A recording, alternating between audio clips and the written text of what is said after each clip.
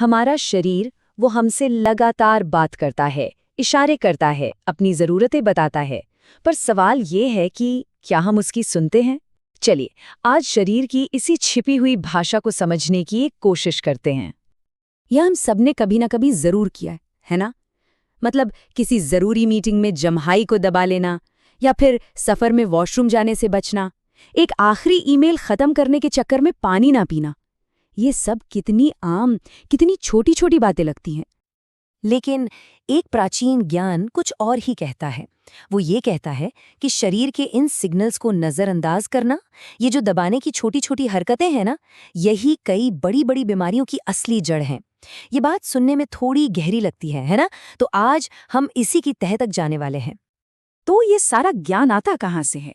इसका सोर्स है एक प्राचीन ग्रंथ, और इसका सबसे पहला, सबसे ज़रूरी सिद्धांत बहुत ही सिंपल है।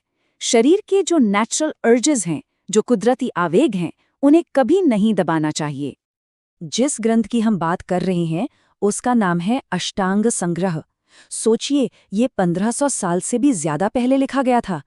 और इसकी खासियत ये है कि यह सिर्फ बीमारियों के इलाज की बात नहीं करता, बल्कि ये सिखाता है कि बीमारियों को होने से ही कैसे रोका जाए।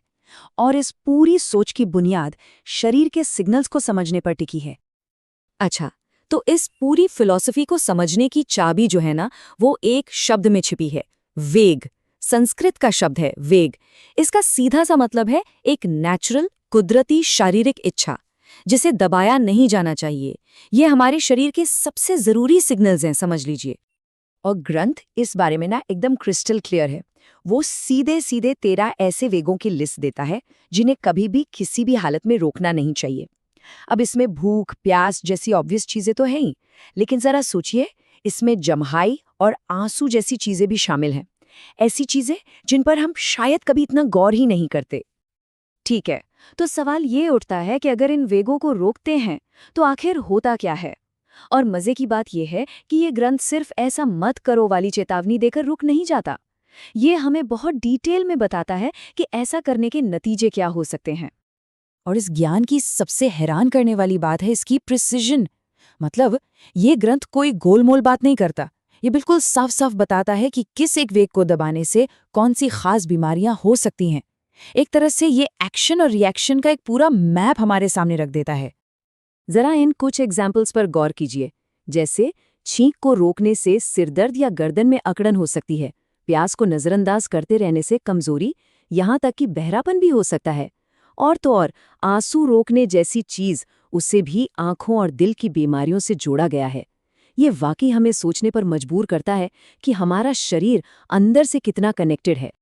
पर कहानी सिर्फ इन अर्जेस को ना रोकने पर ही खत्म नहीं हो जाती।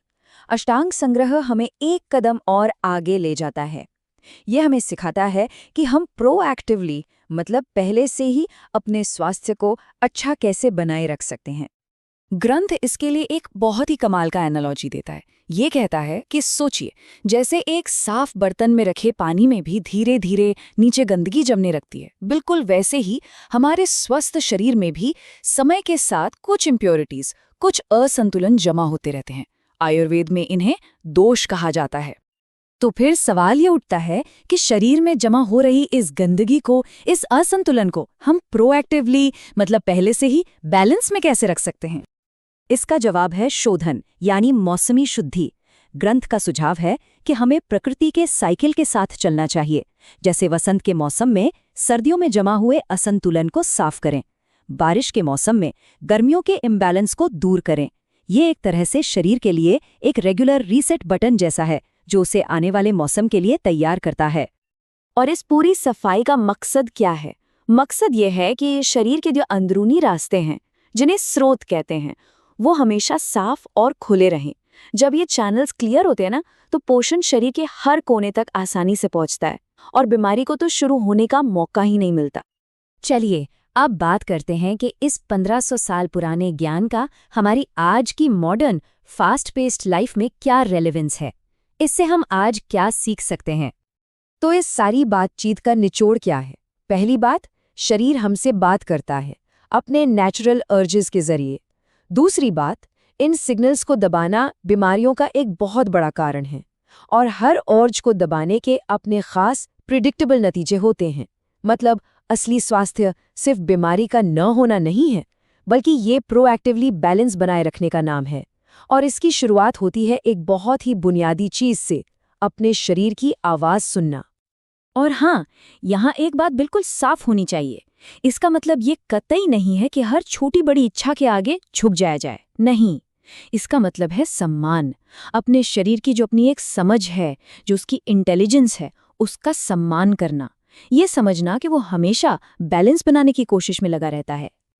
तो आखिर में बस एक सवाल, जरा सोचिए, क्या कुछ बदल सकता है अगर हम अपने शरीर की ज़रूरतों को चुप कराने के बजाय उन्हें सुनना सीख लें, अपने शरीर से लड़ने की जगह उसके साथ मिलकर काम करना शुरू कर दें? तो सोचिएगा ज़रूर।